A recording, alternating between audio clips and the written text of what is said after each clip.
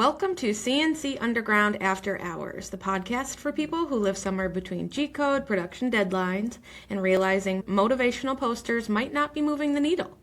Joining me is Arthur Field, Operation Manager for the Americas at MTDCNC. Arthur has spent 25 years in manufacturing, working his way from assembling two-hole punches to CNC programming, design for manufacturability, distributor sales, and now leading operations across North America. He's traveled to more shops than most of us will ever see, and he's got pattern recognition to prove it. Arthur is also a self-described extroverted introvert. Me too. A PC gaming and anime enthusiast, and someone who believes deeply in partnership as the foundation for long-term success in manufacturing.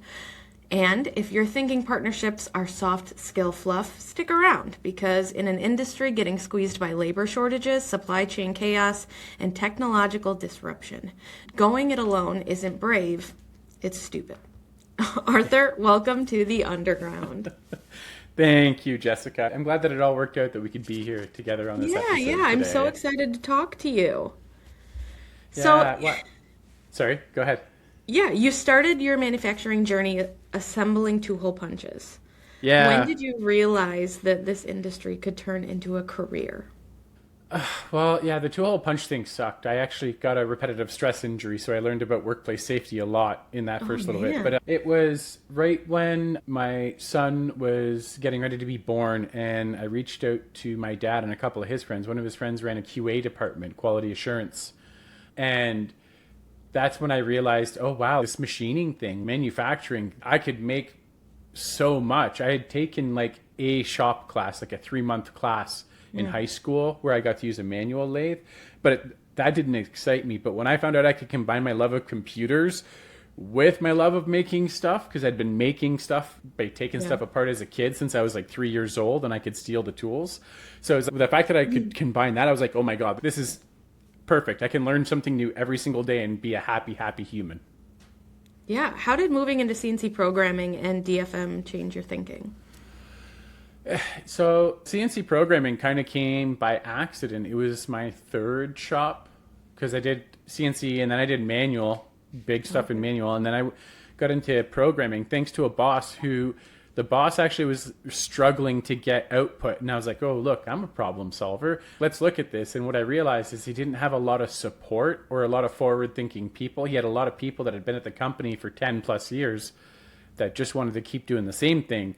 And I was like, no, this could be fun. So that's what shifted there, as I realized you could really do whatever you wanted. And then I learned, actually, it was one of the first times I learned to trust a partner in this.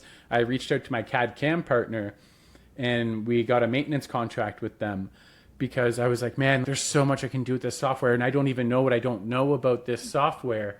But I know if I can master this software, not just be able to use it, but master this software, my ability to design and program and my fixturing design and everything is all just going to go through the roof. Yeah. So I started doing monthly calls through our contract, because we got so many hours a month on our contract. And I would like, oh, dude, I want to do this. What do you think? And we would do tombstone design together, and we would do all this different stuff, and nesting and process refinement and tool design. He opened my eyes to so much being possible in the CAD CAM world. So I was like, whatever I want to do, if I can think it, there's someone out there that can help me get it into reality. Is what I started to realize as I started to design for manufacturing and started doing the programming side of things. That's very cool. And I talk about that a lot with customers too. And you hear, well, I've just been doing it this way for so long, or hand programming works, so why would I change it, right? And I think that's a dangerous statement in manufacturing. The hand programming, look, okay, I've been off the shop floor for a while. I've been in manufacturing 25 years. Okay, so when was it? 2015, I got laid off in December. 2016, I got into direct sales. So even in 2010, I was fighting with people that told me that hand coding was more efficient. That was 16 years ago, okay? It blows me away. I still meet shops that hand code, and I will tell you something they all share in common. They complain about the lack of skilled labor. They complain about their profit margins. They're losing money on jobs, and they can't get anyone to work there because they insist on these 4-decade-old systems that have already been disproven for 25, 30 years. And they insist on maintaining that in their shop, so they can't get anyone to work there because Why? Why would you work there? Why? No, no, I get it. And which transition in your career stretched you the most?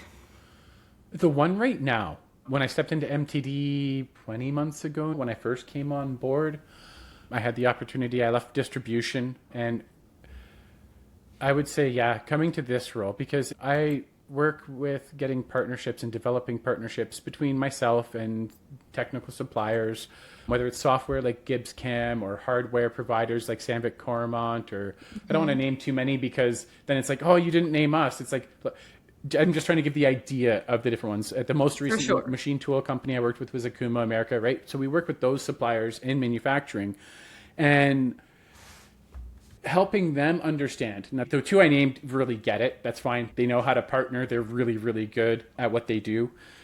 But most companies have this highly engineered technical solution. They understand that once you know about that solution, it's a no-brainer. You work with really smart people in manufacturing. Once they realize it's possible, they'll be like, oh, give that to me. That totally makes sense. Why would I do it any other way? Carbide end mills for a long time, they hit that saturation point where it was like, why would we still use high-speed cobalt? Like, is there still applications? Sure. But for the most part, you should be using carbide end mills, carbide drills, carbide tooling, right? But carbide had that gap, and that's what I see video as right now. The companies that get it are doing really, really well. But helping people understand, it's like this, oh yeah, well, my customers don't watch video. I don't know. That's what's the biggest stretch for me, is because I'm a technical person, and I don't want to make people wrong, be like, oh my God, how can you not see this? Yeah. But then I also struggle, and it's causing me to stretch, because I got into machining. This is going to shock maybe some of you, literally, because I hated human beings and I didn't want to talk to anybody. Here I am now on a podcast talking to you and to everyone listening, but that's why it's the biggest stretch. I'm still developing my human relationship skills, my communication skills, all of that stuff. It's all still very foreign. Obviously, I've been working at it for 15, 16 years now, but it's my biggest it's the hardest thing for me. Give me numbers, give me data, give me a cutting tool to optimize. I won't break a sweat. I'll sit there working on $1 million part and not worry about it. It means nothing to me. But you put me in a room trying to help people understand something that can benefit them. That's where I really feel like I'm stretching. Yeah.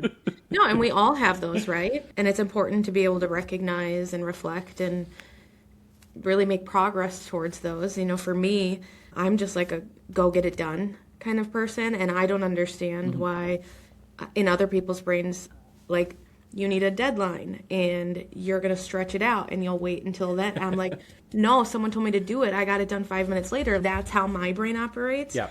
And I have to stretch to understand that not everybody works the same way I do, and that's fine. So yeah, don't make them wrong for it. Right. So just being able to recognize that, hey, we're not perfect and we all have places that we need to learn and grow. That's great that you can reflect on that. I found it to be helpful. Well, I think you're doing a great job in communicating already. So thank you. I appreciate that. Quick question before we continue. What is the worst job you've ever had in manufacturing? And take that for what it is. Probably running the saw, honestly. I mean, I could say 2-hole punches, 3-hole punches, because that's how I blew out my shoulder in my 20s. Okay. But I think the saw is worse. Like, there's no excuse why you shouldn't have an automated saw in the modern. It's so boring. Yeah, fair enough. Yeah. Yeah. I agree. Repetitive is just, that's where we need to start incorporating AI if we're not. It hurts my brain. Yeah, let's throw automation at it, because the repetitive stuff hurts my brain and makes me want to find a different job. Yeah, I'm with you. Arthur, you have gone from shop floor to running operations, so let's play shop floor to boardroom. Oh. I'll name something from manufacturing life, and you tell me, do we keep it forever, or is it time to leave it behind? Okay, the first one, learning the hard way. Crashes, mistakes, trial and error. I don't think we'll ever get rid of it. I've got a friend, Jenny, that teaches CNCs, and the first thing she does with every new group is crash a machine. Oh.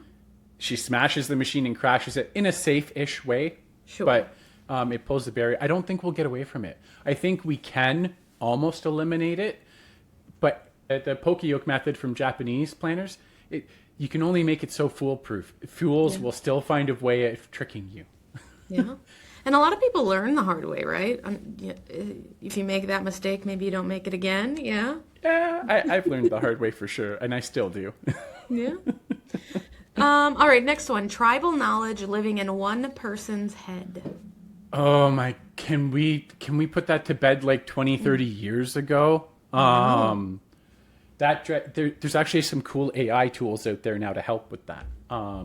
I was just learning about one yesterday where you can literally start with your smartphone and you just strap it to you and you just narrate while you're doing the manual task, and it creates an SOP for you from what you say, and from the video it takes screenshots and it does everything. So there's no excuse now. This solution exists. It's out there. I just talked to another guy from Next Gen Skilled Trades. Yep, that's who I was talking to. That was Daryl. Funny. I just talked to him about that yesterday. Yeah, I was just learning about that with him last night. Yeah. Very cool. Yeah, no, that he described that to me, and I just think that's a great way to learn for so many people. Yeah. And finding ways we can, well, yes, document processes, right? Yeah. But also on-the-job training. Yeah. Critical. Especially with all the people, really, but just because there's so many people that are leaving with their skills, and they're not people that developed their admin skills. They're used to working with their hands, but if they can strap a camera on and just talk to the camera, just saying. Anyway. It also eliminates some of that if you don't like people that much. You just watch them do it or talk to the camera. Exactly. Okay, next one. Handshake deals.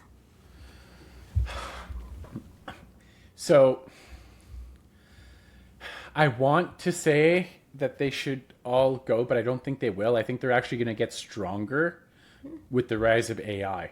Even in the last 6 months, I've had more verbal handshake deals that get signed with paper later than I have had in my entire sales journey. So the 9 years previous, it has pushed to more in-person, shake the hands, make an agreement human to human, and then sign the paperwork after. Yeah. As long as the paperwork gets signed, right? Oh, yeah. No, you got to sign the paperwork. You got to cover your own butt. Yeah. For sure. Yeah. Let's see. Vendor relationships versus real partnerships. So if you mean relationships like financial transactions where it's just you've got 3 vendors and you ask them for a quote and you go with the lowest one, I think those need to die and be put to rest. And partnerships, because the reality is any vendor that's worth your time is going to keep an appropriate margin to run their business, but they're not going to gouge you because they want you to be profitable as well. Yeah. That's what makes a good partner. If you're working with someone and you're worried they're just going to gouge you, don't work with them. Go find somebody else. Yeah, and we've been really focusing on that lately, and how strong partnerships within the industry can be beneficial to everybody. And I can tell the difference too, right? You do have partnerships where they're just like, yeah, send me the sale and talk to you later. And then you have the other ones where they're like, how can I help? Let's get involved. Let's try these new things together. And it's not just all about the bottom line all the time. No. Yeah, it's the partnerships that put the focus on the client's outcome. So usually machine shops in our world, right?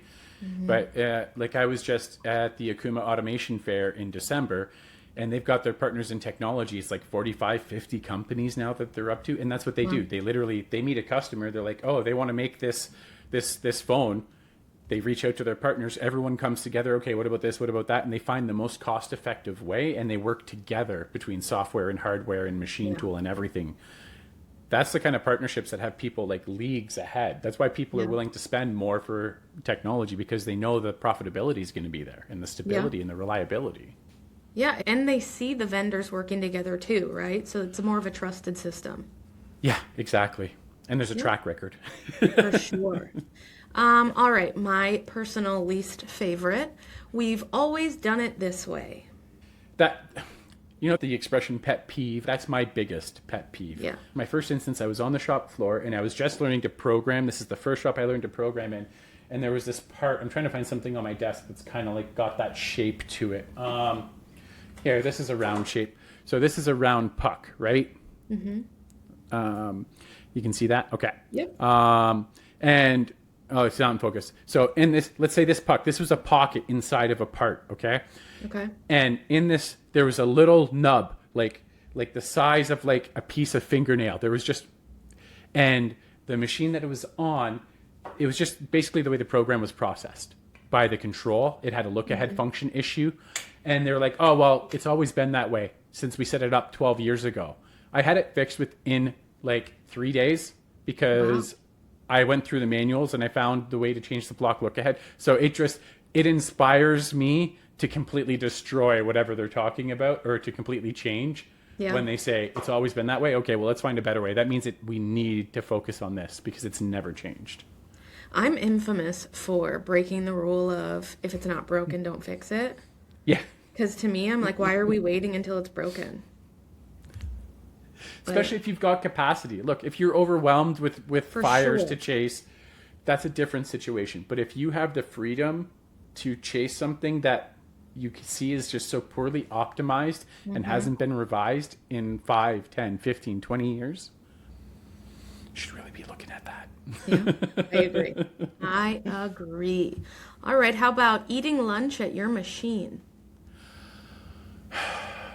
I'm torn because, look, it's going to be hypocritical to say I want that gone because I used to eat at my machine. I mean, I eat at my desk. That's the only time I do anything, but... It's like I, even now in my job, I'll eat breakfast, I'll eat dinner, but I usually forget about lunch and snacks and everything else because I get in and I work 8 to 9 hours and then sometimes longer. But it's like, I get so focused. It's like food's not even on my plate, literally. It's not on my concern list. Yeah. I did it yesterday. I went home and I was like, oh, I didn't eat today. Yep. Whoops. Yeah, but let's say from the mental health side, I hope that it goes away so people get that mental break. It is beneficial. I might not stop for lunch, but I have started stopping for like a 30-minute movement break now during the day. So I don't stop for food, but I will stop to move my body. That's important. That's important. Get your brain going again, too. Yeah. All right, another one. Meetings that could have been emails. There's a lot of those. The trouble is, I've met, and I'm not going to point out anyone specifically. I don't think it's anyone I currently work with, but I've had it where it's like, look, if you would have sent this as an email, it would have been a one-line email. But instead, you got 10 people together in a boardroom, and everyone just bullshitted for an hour. I don't think you should be able to schedule a meeting anymore without an agenda. This is what we're going to accomplish. This is why I need your time, like a justification. Otherwise, it should be an email. Yeah. That's great. Yeah, no one wants to be there in those scenarios either, so it's not good for like morale and... No, I'm picky about meetings. I've done a lot of training on how to conduct proper meetings though. So I get kind of snooty about it because it's like, if you're going to have everyone together, leverage that horsepower, put it to work and get things accomplished. Otherwise, don't waste my time. Yeah, I signed up for a course actually called Effective Meetings, ironically. Yep. That's next month, and I'm excited about that. Oh, you're gonna love that. That is huge. I don't know if I've taken that specific one, but I have taken one like that, and it was just like, ooh, my confidence after sending out the email. Like, look, this is what we need to have a meeting. If you can't provide it, that's it. It went through the roof. Oh yeah, that sounds like that's what I like. So I'm excited about it. Well, let's see. You travel constantly and see shops all over North America. What patterns jump out immediately when you walk into a facility? So one, I've got to admit that the people that I get to work with are at the top of what machine shops can be. Okay, I'm not going to pretend like every shop can be the same or at that level. Not to say that I don't think people are capable of it, but I just don't think people are willing to put in the work. So there's a couple things. One, it's the culmination where the owners are on board.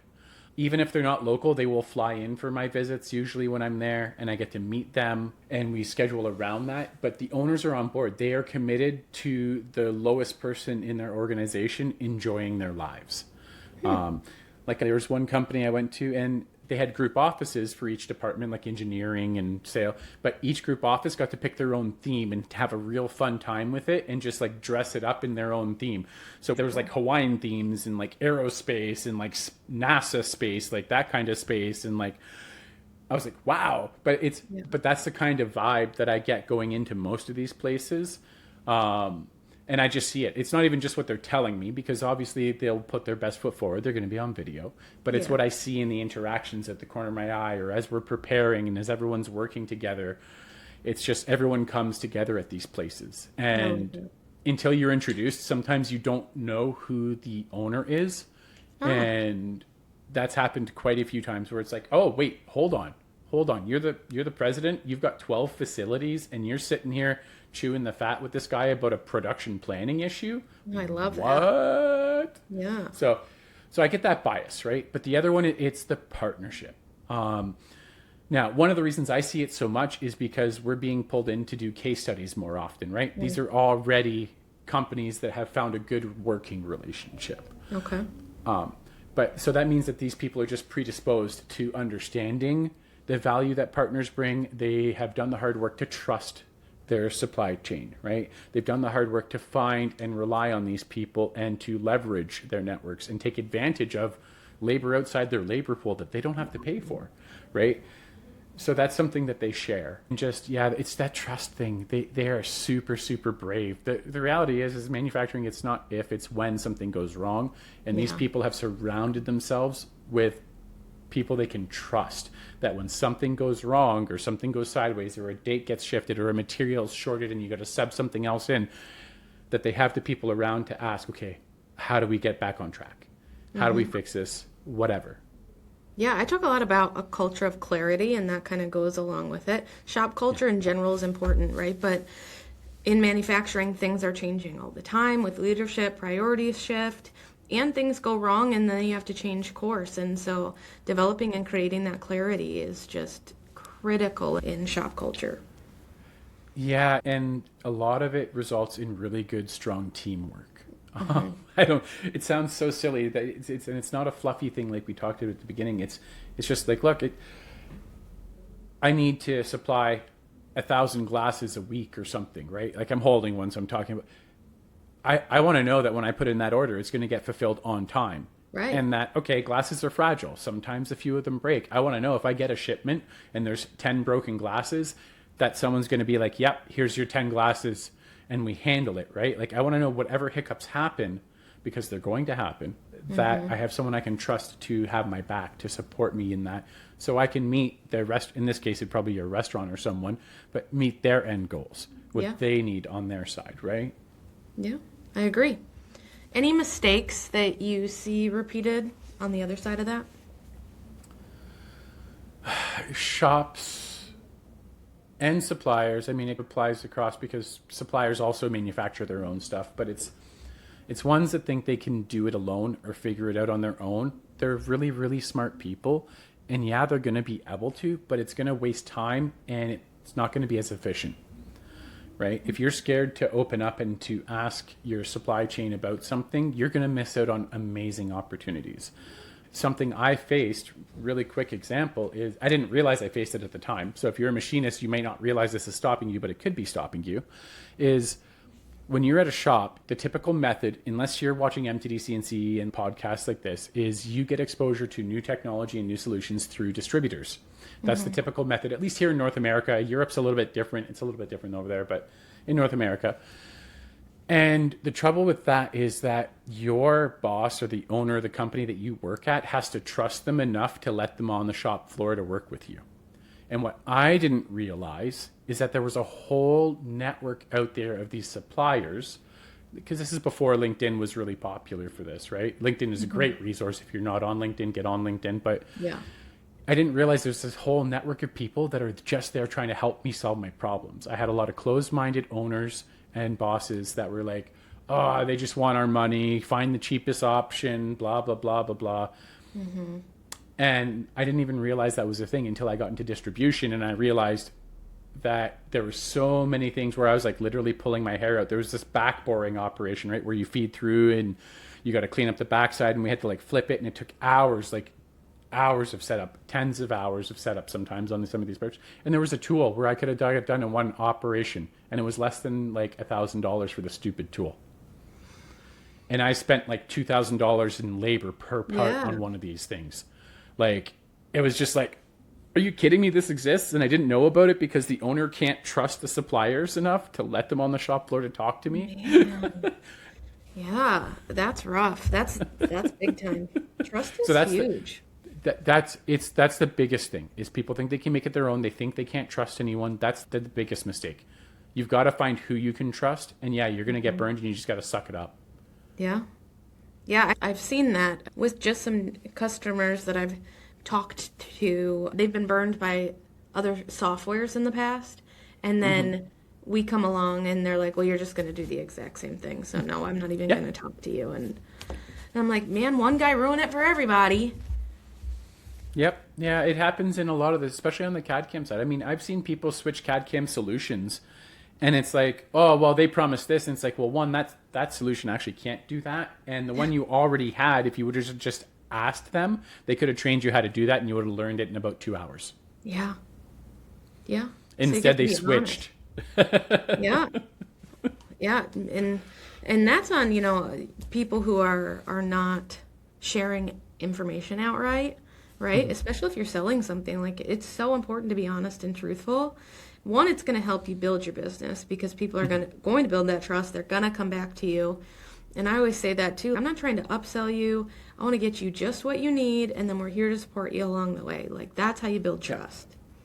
And that's the same with me in the video side. It's like a lot of people are like, oh, they just want to... No, I want to sell you as little as possible to get the results you need. So your ROI is the best it can be. Yeah, because then you're going to grow, and then hopefully they'll come back to me. And same on the CAD CAM side, right? Once they learn more and they can quote jobs faster and they can get the work through faster, then they see the benefit in the software more in the team, and it builds that circle of trust, and everybody gets to go up with it, right? Like, and it's just for the good of manufacturing as a whole. Yeah. So, any differences between Canadian shops and U.S. shops? Not that I've noticed. To be completely transparent, I've only been in like 3, well, the ones I worked in Canada, so a half dozen there. But then on the MTD side, I've only, well, I guess in distribution too, I was in like hundreds of shops. There's not a big difference. No, I was going to say size, but then like back in December, I was in a place called Cambridge, Ontario, actually my hometown. And there's this company I'd never heard of. They just opened their 13th location and it's like 300,000 square feet. And it's climate controlled and it's got like fucking 60-foot ceilings. It's just ridiculous. Ridiculous. Hundreds of millions of dollars in this facility. And it's their 13th location. So I was like, I was going to say size until I saw that shop and I was like, nope, never mind. That happened, several of the U.S. ones all added together, so. Yeah. Anywhere else, specifically, because you're North America, so Canada, the United States. Yeah. And then we've got Fur on the team that handles Mexico. She handles most of our Spanish speaking. We did just bring Allison Green on, so she does more of the Spanish, but Fur handles all of Mexico and most of the Spanish stuff. I did get to go to the UK for the first time, but I didn't see any shops over there. Same with Germany. I was going to go to Israel, but I just got notice today that the trip is canceled because of the situation over there right now. Yeah, dang. So I almost could have answered that about Israel, but that would have to be after this. I've heard that European shops, I've talked to a couple people over there, that they're very just like process oriented, where North America seems to be more open-minded, where we'll give it a try, and if it fails, it is what it is. And at least just from the conversations I've had on the podcast with people who live in Europe, that's a big difference. Yeah, I've met some people that came here from Europe to work in North American manufacturing, and they shared some similar observations. It's more like regimented or laid out or structured over there for everything. And here it's very much more chaotic depending on where you go. There's a character trait over here. Yeah, I think it really is, though. It's the go it alone, the trying to be an island and things is a big cultural difference. I could see that. What's the most delusional thing you hear shop owners say when they're struggling? You mean besides it's always been done this way? Yeah, well, I mean, maybe that's it. Well, there's that. Look, okay, I've met a few that go against this. The most delusional thing I think right now I hear is we can't find any skilled workers, and they also don't have an in-house training program. Yeah. You can either find them in the market or you're going to train them in-house. But if you won't do either, then it's completely delusional to think it's ever going to change. Yeah, that's very true. If you're not part of the solution, right? Like there's one company I met, and I've met a few that do this, but one goes to like 12 different local schools twice a year on career days to talk about what industries you can get involved. Not about being a machinist or anything in there, but look, you could just educating on the different industries that this company touches and being like, hey, if you want to be part of this industry, you can start with us, and this is what it would look like. And then they educate them about it. And so that's 12 schools twice a year. So that's 24 visits a year. They're sending at least one person, sometimes two, because I guess some of the bigger schools, you have to have more people. But but that's the level of investment some shops are out there making. And this is not the biggest shop by far. They are committed to their local community. And they are a true pillar in their community. It's something that like Emily Wilkins from Marketing Metal talks about, is like helping shops understand your pillars in your community. If you work in a machine shop, if you run one, if you own one, step up and be part of your community. But that's what I think is delusional. Yeah, no, I agree with you. That's interesting because I talk about training a lot and the importance of it and investing in your team and those things, but that's an interesting way to look at it, and I hadn't thought about it that way because not everyone, but there is such a conversation about this labor shortage. But it goes to what I've been seeing a lot of is hiring for attitude versus skill. What is your thought on that? 100%. Yeah, you got to look. I've hired people over the years when I was still on the shop floor. I hired people with perfect pedigrees. They had all the tickets. They had all the certifications. They had extra years at school. You know what I learned is they didn't know how to run machines. They knew how to answer tests. They didn't know how to program. They knew how to answer the tests. Like I'm talking, the one guy crashed a machine and cost me $150,000, but he had the best resume I've ever seen to this day.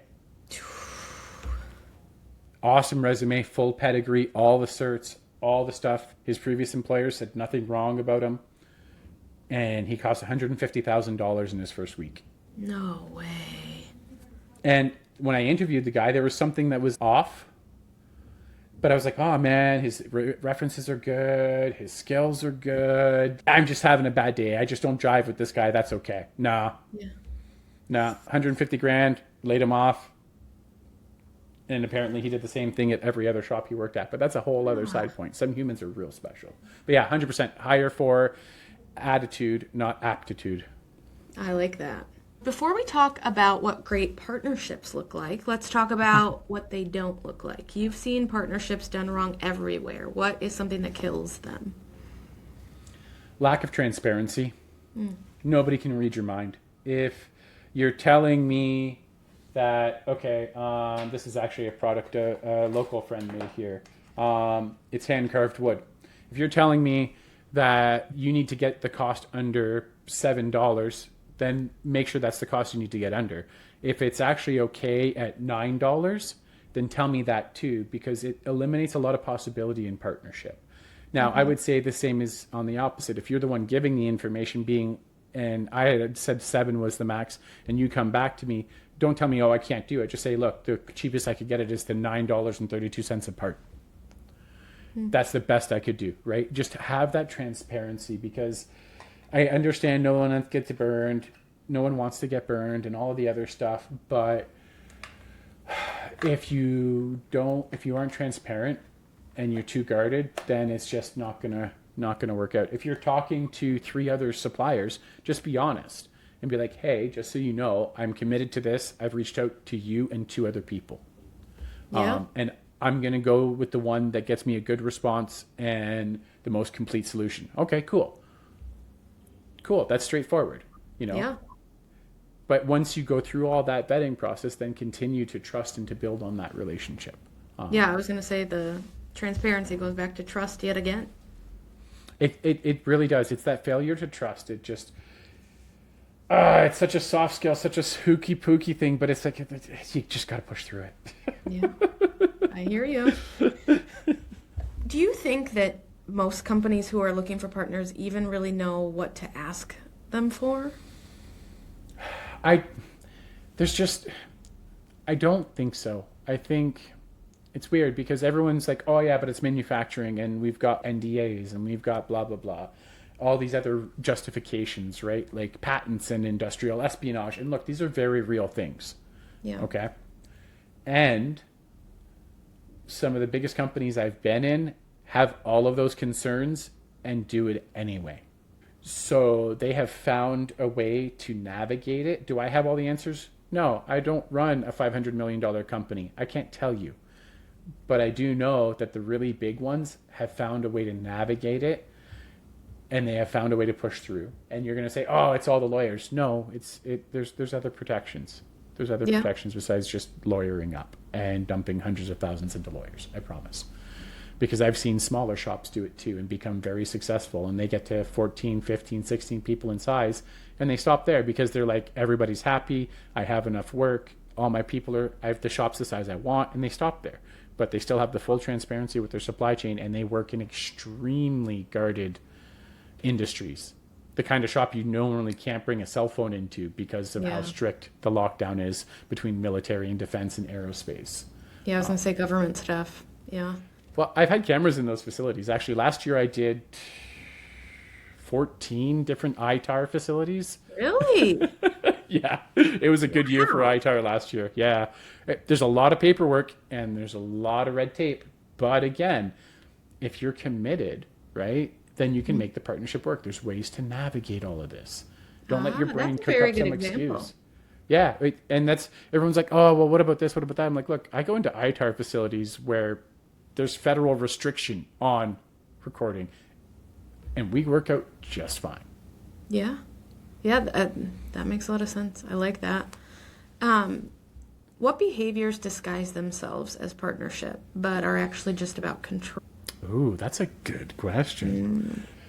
Disguise themselves as partnership? Well, you can say that you're a partner with someone, right?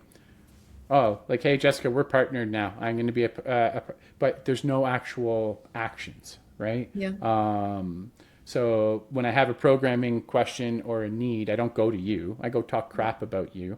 And I go onto the internet and onto the message boards, and I don't actually reach out to you. I just complain about my partner that I'm working with and stuff like that. I don't know. What is there anything that comes to brain to you? Because my brain is like stuck on like not getting into gear on this question. I think about, and for me, software companies specifically, and like partnering with machine dealers, and not necessarily being a true partner, but just wanting to be that software company that they're affiliated with. Yeah. Well, and I think that kind of goes back to what I was saying, where you say you're a partner, but you're not taking the actions. Right. Yep. To me, in a partnership, there's that trust that's being built, and there's those acts of service going back and forth. Mm-hmm. Right. So yeah, that dealership will put your software package as one of your partners, but then you also help them when they reach out at open houses and like, hey, we want someone to program a part for an open house. Okay, cool. Or whatever that looks like, right? Like you find ways to actually work together on that partnership, but also on the sales and support side, right? If I'm selling cutting tools and I come to you and I'm like, Jessica, I want to be a partner. I want to be your partner in production. I want to help you squash your costs. And all I do is give you quotes and sell you tools. And I never come to help you look over how much it cost you to make that part. I don't give you any savings year over year. I'm not actively taking actions to earn that business repeatedly. I'm not a partner. I just told you I wanted to be a partner because I wanted your money. And I'm actually slowly raising my margins over time. So your costs of manufacturing go up. And I'm going to wait for you to catch me because that's the game I play, right? Like I've seen that behavior. I worked in distribution for 8.5 years. We didn't do it, but I had competition that did, and I used to win their business. Shifting a little to now what makes a good partner, what do you think the difference between a vendor and a partner is? So a vendor supplies, look, that's the ones where you ask for a quote. Hey, I need 1/4-inch drills. And then maybe they don't even ask any questions. They're just like, okay, here's the high-speed drills that we have on the shelf. Here's your price. Here's a 1/4-inch drill. Whereas a partner is going to look at it and be like, okay, well, what are you drilling? What materials are you working? How many do you have to do? Yeah, asking questions. What's more important? Is throughput the bottleneck right now, or is cost per hole the bottleneck? Because maybe I'll go with a cheaper drill because you've got more machine time that you can throw at this, right? Yeah. Start asking questions and start bringing your expertise as the one being reached out to. Bring your expertise to them, right? A machine shop's going to be amazing at making the parts, but they're not always going to be amazing at selecting the right tool for the job and optimizing it, especially as our skills kind of lower over time, right? So I think that's the biggest difference between being a vendor and being a partner. A partner comes back with questions and brings their expertise and shows you that you can trust them to save you money, save you time, that you can keep going back to them. You just have to actually be willing to trust them and not think they're trying to pull the wool over your eyes and just steal your money, right? Like it takes both sides to come together on that. Yeah, it reminds me a lot of emails that even I get about people and shops that are looking for software. And they come and they say, I have this machine, I want a quote. And I'm like, whoa, whoa, whoa. That's great that you have that machine, and sure, I can get you a quote, but it's not going to be helpful right now. Yeah. Let's roll back. And I just ask a bunch of questions. Yeah. And my goal is getting you exactly what you need. So there are definitely places out there who are just like, oh, you need a quote? Here you go. No questions asked. And yeah, that is a vendor, right? So that makes me feel a little better that you described it that way, because I was like, oh, I do that. Yeah, but that it's like, because you guys bring that, right? Like Don's very good about his people, from the ones that I've got to talk to over the years, about putting in that work so that you show up as true partners. Yeah. So like even doing the podcast that you're doing right now, this is a service to the people you work with, because you're bringing in information for them to consider. Like it's all really smart business, right? Yeah, I appreciate that. That's the goal, right? All right, let's do another fun segment, manufacturing truth or myth, partnership edition. Okay, I'll give you a statement and you tell me if it's true or a myth. The cheapest option is usually the smartest. Myth, definitely a myth. Oh, yeah, I knew as soon as I read it. I was like, yeah, here we go. Strong partnerships slow you down. Absolute myth. Absolute myth. I think you invest more time in them with the goal that you'll be faster in the end. Yeah. Oh, totally. In the beginning, it can definitely occur that way, but that's because you're building trust. It takes time. It takes work. But the cool thing is that when you work through that, a lot of the time, at least for me, these people that you just develop the partnership with become friends that you talk to about other stuff too. Yeah. And then my whole day is filled with working with people that I consider a friend, which I think is like the goal. Yeah, absolutely. You should never rely too heavily on one partner. This is something, it's definitely a myth. For the record, it's definitely a myth. Okay. But you'll have the machine shops arguing with that because they want to have 4 distributors on the speed dial. So, All right, here's one, and I'm going to see how you do with this one because I have an idea. Good partnerships are 50-50. false. Myth. What would you say good partnerships are? Good partnerships are what the other person needs. It's not about being equal. It's about showing up with your expertise and bringing what you have to contribute. Fair. Sometimes it could be 20-80. It could be 60-40. It could be, you can't say 50-50. It'd be like saying a good marriage is 50-50. No. A good marriage is like 60-40 and everyone's trying to be that 60. Like, come on now. You want to be of service to the other person. Yeah, and giving them what they need in that time, and it varies. Yeah. So, yeah, I agree with you. This goes along with what you just said. You can't be friends and partners.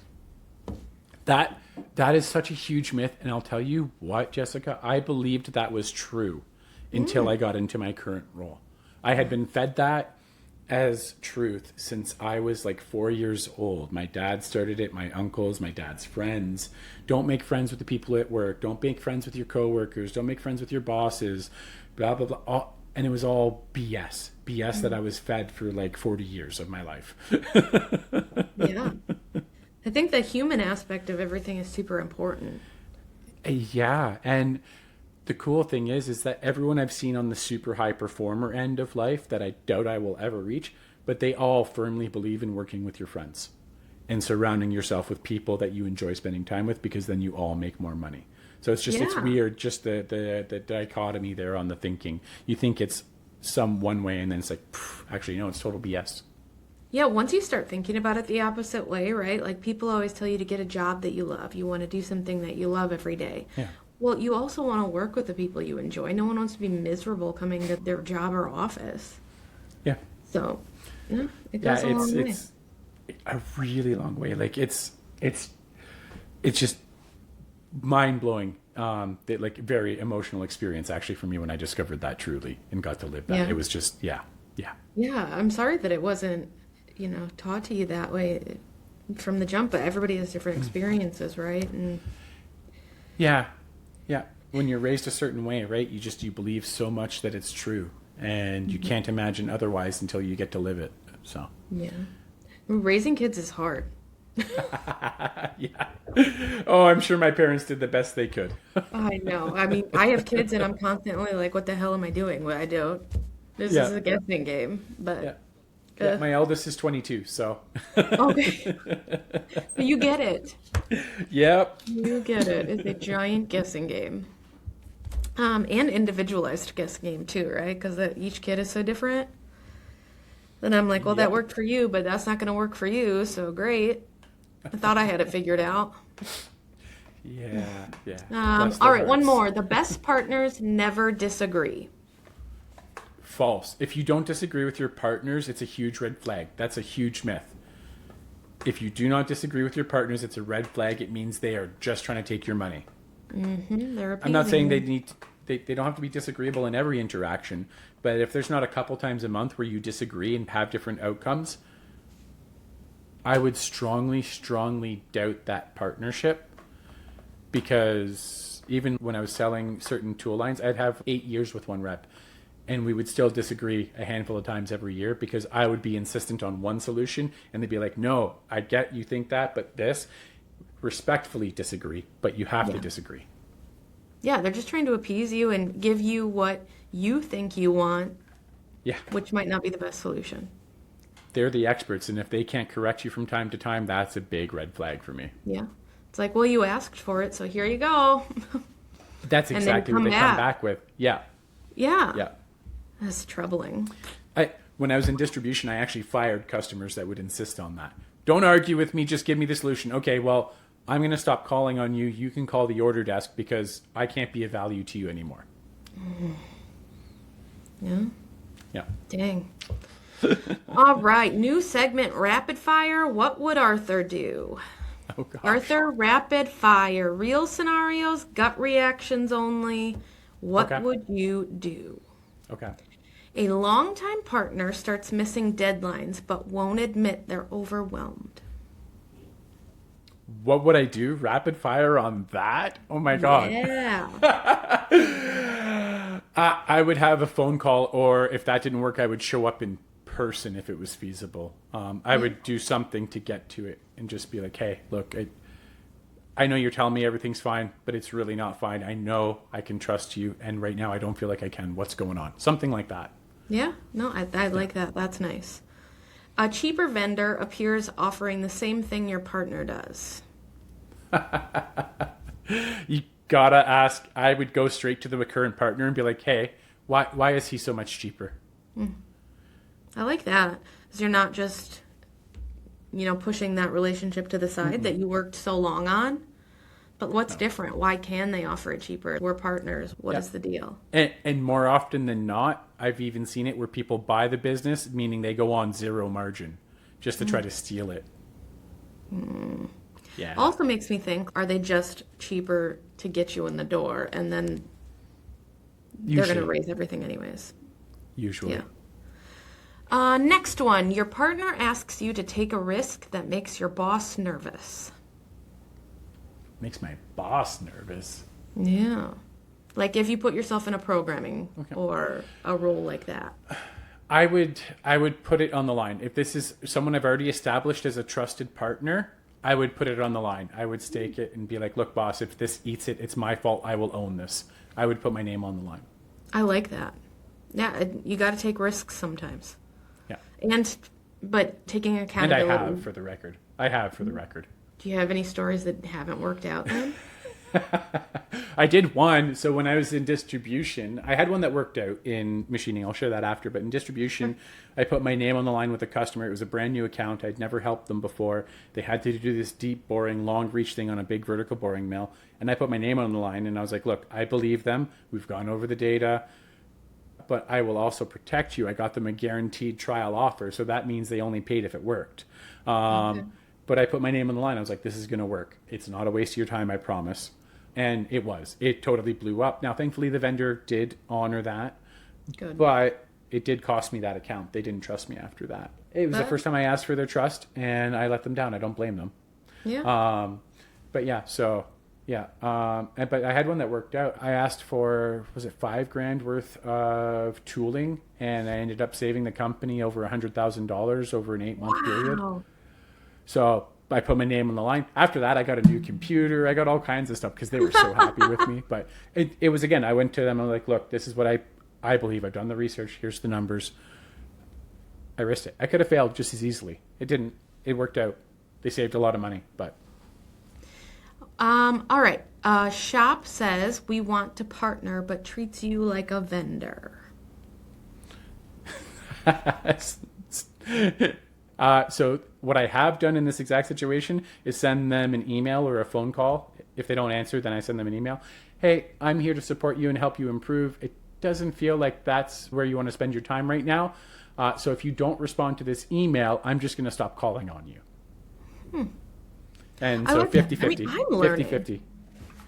I'm learning tactics and better ways I can be a partner. This is great.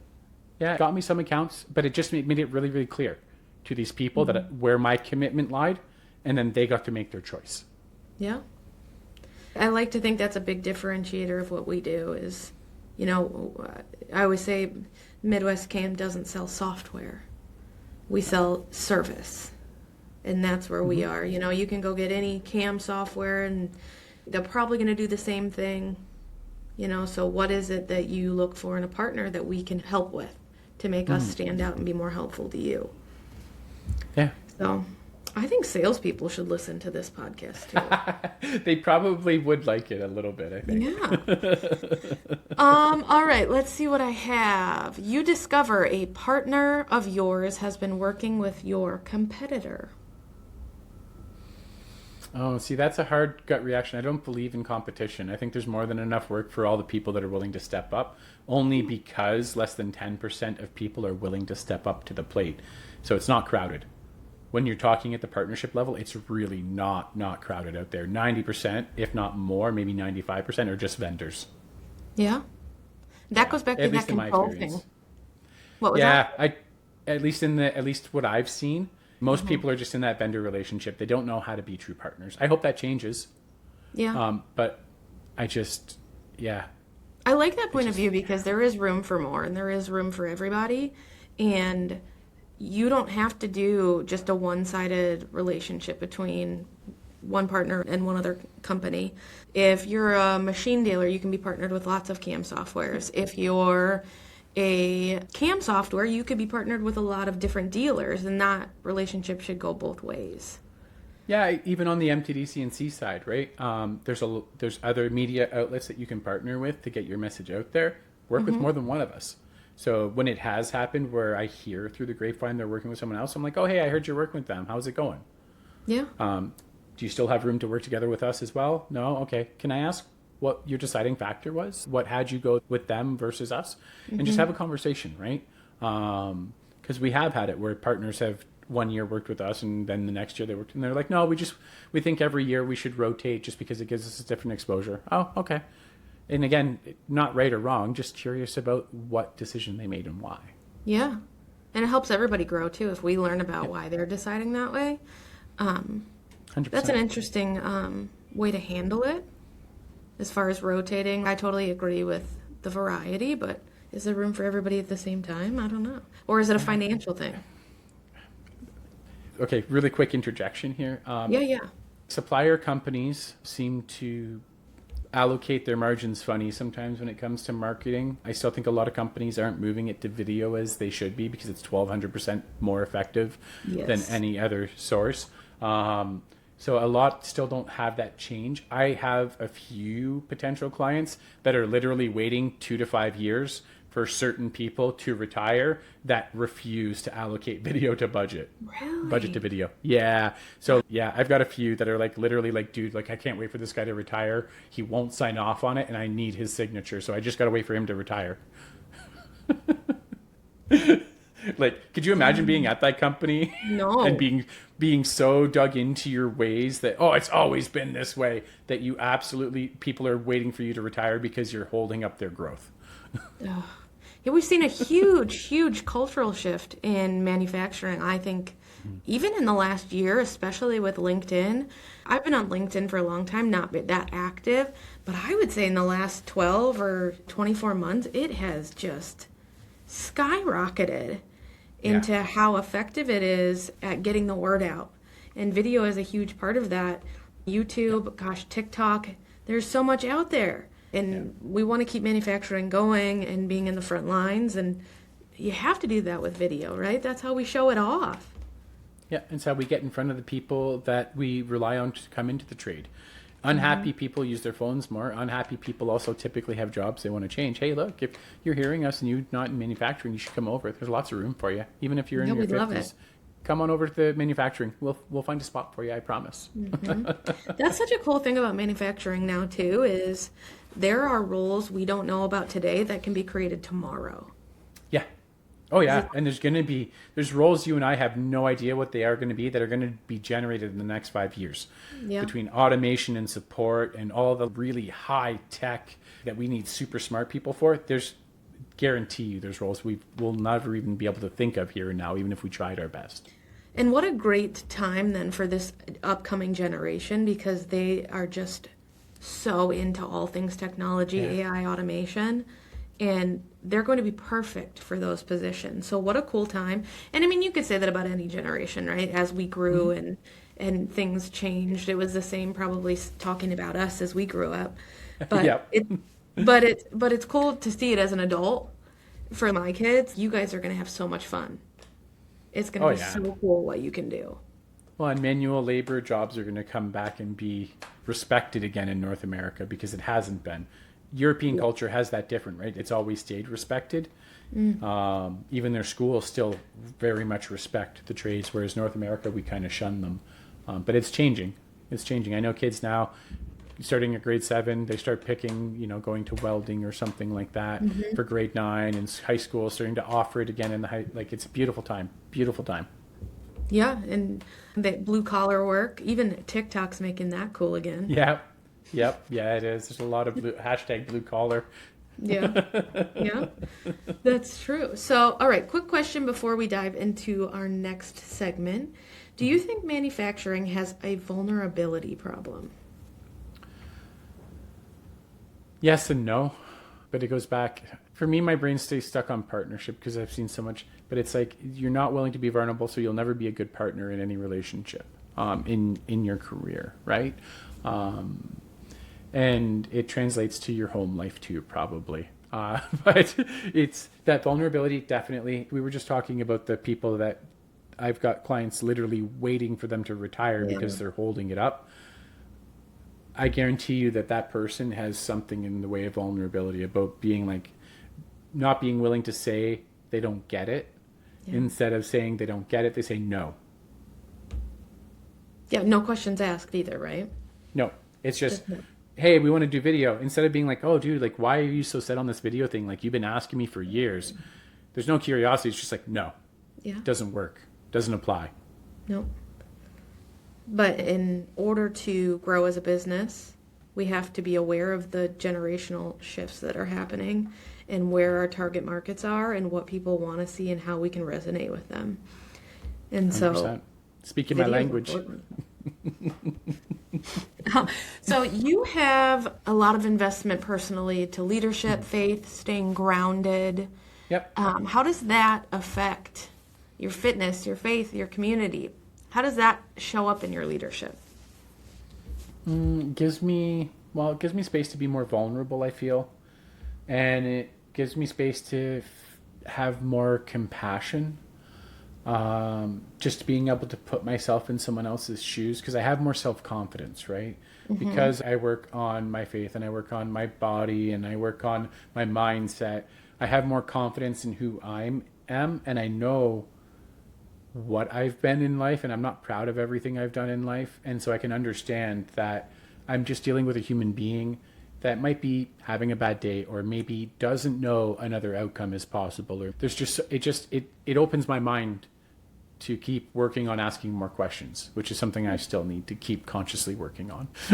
Yeah, I said it the other day too. Just makes me a overall better person, I think, because I just react differently in situations than I would have in the past. It makes me think about things differently. So all around helpful. Yeah, it all contributes, right? In the end, my experience of life improves. Yeah. Because I'm able to enjoy more of it without getting stuck on the negative aspects. I'm able to let go of them more. I'm able to focus and find and create the positive opportunities rather than getting stuck and pulled into a negative headspace, right? Which just gives me so much more freedom to be me. What do you think integrity in leadership looks like? Owning it, falling on the sword, cleaning up your own messes. We're all going to fail. This is something I remind myself of, is I'm always going to fail at some point. And when I do fail, that I reach out and then I say, hey, look, I could have handled that better. Or, hey, look, I let you down doing this. Or, hey, look, you expected me to support you in this, and then you needed my help and I wasn't there and I wasn't available when I told you I was going to be available. Whatever it is, just go and clean it up and own it and be willing to say I'm wrong. Yeah. Or Yeah, I was accountability. wrong and I want to make it better. Yeah, I agree. That's great. And something huge that leaders in leadership need to possess. I think so. I think the most successful leaders we see are very, very good at this. Yeah. And just taking accountability and ownership over everything that happens underneath you. Yeah. Yeah. What is something you had to unlearn as a leader? Going back to what makes a bad partner, I think I can do it alone. I had to unlearn something I had taught myself, which was that I knew everything. I had the answer to everything. I had to unlearn that. I had to unlearn that default of I know better than you, because for a long time into my 30s, so until 13, 14 years ago, I was 36 when I started taking more training around this. So yeah, it's been a while, but it was just my default was I'm smarter than you. I know better than you, in the most conceited, soapboxy, righteous way. And it was, it took me 4 years to really, really let go of that. And I'm still working at it, but that was the biggest obstacle for me. But the important thing is that you did see it, and that, Yeah. that goes back to the beginning of the episode. Yeah, I didn't see it. I had a trainer peel my eyes back and force me to observe my own actions. So yeah, but I eventually recognized it, but I did not see it on my own. It was a mentor. Yeah, it was a mentor that opened my eyes to it. Well, that's cool though. They were able to communicate with you and talk with you, so you must have had trust in each other. Yeah, I developed my trust. Yeah, 100%. Yeah. Well, let's talk a little bit about MTD before we go. You mentioned your focus for 2026 is direct in partnership. What does your vision look like? So the main focus this year that I'm reaching out when I'm talking to people is around just a 3-month partnership where we find one of your best advocates, best champions of your brand, and we spend 1 day with them. We do a ton of prep ahead of time, spend 1 day recording with them to get enough content to get a 3-month campaign together. That's 1 email per month and a ton of little short clips and a couple longer videos. And then just really leveraging that. We saw in 2025 just the more campaign approach, meaning record less and do better on the digital distribution side, was just getting some of our clients really, really crazy results. So we worked over the holidays to create a package that we could go to market with to support. One, it helps build trust because it's a smaller cost and it's 3 months of coverage, right? Because a lot of people would do a single day recording, and one of the way we used to do that, is we would just record 3 videos, 5 videos, whatever, and then you would get them and that's it. We didn't have any digital distribution support. So we've added a ton of value to leverage it. So it's about building that trust. Everyone listening now probably works with or represents a very highly engineered solution, and people want to see it working to even get their interest up, to know that it exists, to even know to reach out to you. And video is the most effective tool. So, yeah. Anything else exciting that shops could expect more of this year or in the future? Yeah, I've got a project I'm working on. There's a local machine shop here. He's got an older CNC, so it won't just be brand new showroom equipment. This is going to be an older 96 Cat 50 spindle, 6K. I think we only have 6K RPM on it.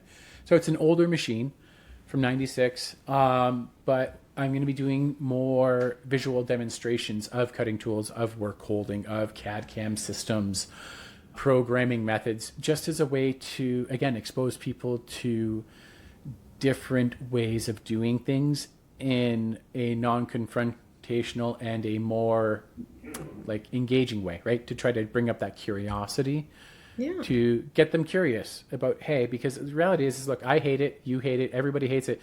If I walked up and said, hey, dumbass, you're doing it wrong, you're going to shut down right away. It does not matter how cool my solution is. But if I say, hey, look at this cool thing, and then in your brain says, oh, I wonder if I can apply that to this other application that I've been struggling with.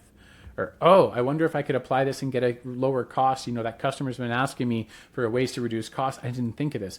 So I just want to make a really entertaining experience for these humans so that they can get exposed to something that's probably going to help make their day easier and help them save money. Because awareness makes all the difference. Sorry. For a guy who didn't like humans a few years back and is self-proclaiming not good at communication, I mean, you have some great ideas. Thanks, Jessica. I appreciate it. It's when I say I don't like people, it's I didn't like my ability to communicate with them. So I'm glad that you feel like I've improved that, because that's I think it's great. And because just based on that idea that you gave, it's really taking into consideration and empathizing with people on the receiving end and seeing how you can do a better job to interact with them to help make them successful. I believe firmly that any result in my life is my responsibility. If it's meant to be, it's up to me. Not to say that I'm going to do it alone. Maybe I reach out to partners and I ask the right people to work with me. But if it's going to exist in the world, I need to have a leading role in it. Yeah. I believe. That's a great outlook. How does MTD support manufacturers beyond content? So beyond content, the ideas that we foster, the exposure that we foster. So when we go visit a shop, we expose them to future hires, potentials, that kind of thing, as well as other partners across our network. So it's not necessarily the content produced, but the outcomes that content can generate that we expose them to. I mean, we sit between 4 million and 6 million views a month across our platforms right now. Wow. So it's a lot of eyeballs. And so you get exposed to other partners. Maybe they see something in the background. They're like, oh, hey, I'm going to reach out to XYZ and see if they want to talk about that. Or it exposes them to potential hires, right? On TikTok, we're getting close to 300,000 followers. So we've got a lot of younger people on TikTok that are watching. They're watching the content and engaging with the videos on TikTok, right? That is a hard platform to grow too. It's the cutting videos, right? But it's an entry point, right? Because we want to make sure that we're exposing the young people, our future, to other stuff. So we got to meet them with the video, right? I don't think there's a presenter we have that if we could do it for free, we wouldn't still be doing this. The reality is it's just there's costs that we have to cover and there's things that we have to provide for our own families. We can't just all go do it for free. Otherwise, we'd probably all, at least on the presenter side, we'd probably all still be doing the presentations and the travel and the interviewing because we love it. Yeah. There was a new engineering show on Netflix actually that we found. Gosh, I can't remember the name of it now, but it's on season 2 and my kids eat it up. Oh, that's awesome. It's all about engineering, and there's different segments. The classic ones like elephant toothpaste. This morning we watched an octopus do a 3D printed maze. Like, it's very random, Oh, is that what's his name? There's a guy. Start- You'll have to. Yeah, You'll his have to last send name it to me starts with an after. R. I am just drawing a Yeah, blank yeah, on yeah, it. yeah. Dan Robbles or Yes, Rebels yes, or yes, yeah, yeah, yes, yeah. something like that. Yes. I watch him on And YouTube all the time. Dude's yeah, it's fantastic. so cool. Yeah, he has like 10 million followers or something. Yeah, yeah. But but I bring it up because he is finding ways to get youth, and I'm talking, I have 4-year-old twins who are obsessed with it. Getting Aw. youth, it just Yeah, super invested and thinking yeah. this is so cool and how, mommy, I want to build a maze for this, you know? And since Santa came and brought a 3D printer, we could do that. Oh, But that's like awesome. they're so excited. So it's honorable that you guys are out there doing that and making content and video because it really just targets the youth and it's so important that we do that. Yeah, and the more manufacturing content we get out there, people like your twins that start to like it will get to see more of it and have other avenues to explore, right? And that's the benefit of more people doing content is there's more in the algorithm to refer around as well to expose people to as the platforms improve the way that their algorithms work. Yeah, I would say just from my perspective, if you're listening and looking to get into the video market for manufacturing, if you want to hit that young generation, phrase everything as a challenge. Because they are obsessed with challenges. So, Yeah. I mean, do challenges, whatever it is, just phrase it as a challenge and they're invested. Yes, definitely. Well, Arthur, where can people connect with you and follow up on what you're working on? The easiest place is LinkedIn. If you're not on there, you really should be. You can find us at mtdcnc.com. If for some reason you don't believe in social media and you want a web address, it's just MTD, like it's spelled here on the microphone muff or on my shirt. I think it might be mirrored, but that's okay. You can read backwards. You're smart. Yeah. I believe in you. But .com, mtdcnc.com, because we actually just launched a new website at the end of last year. So it's hasn't even been out 30 days yet, but that's a great place to go if you don't believe in social media. Otherwise, LinkedIn, please. That's the easiest way to get a hold of me. That's this channel I actually pay attention to. You can find me on a bunch of the other ones, but I don't pay attention to them. There. And we'll drop everything in the show notes Perfect. so people will be able to connect. But before we go, if you could force every manufacturer to admit one uncomfortable truth about themselves, what would it be? Why you're no longer willing to trust or fail. Who hurt you so bad that you can't trust someone else? Just give it up, get it out of your way, let it go, and move on to the next relationship, dude. Or ma'am, or sir, or lady, whoever you are watching this. Yeah. Let it go. Give a moment of pause so everyone can reflect because that is good advice. Well, that is it for this episode of CNC Underground After Hours. Keep the deadlines close, the coolant clean, and if you're not willing to do that, just call them a vendor and move on. Thank you.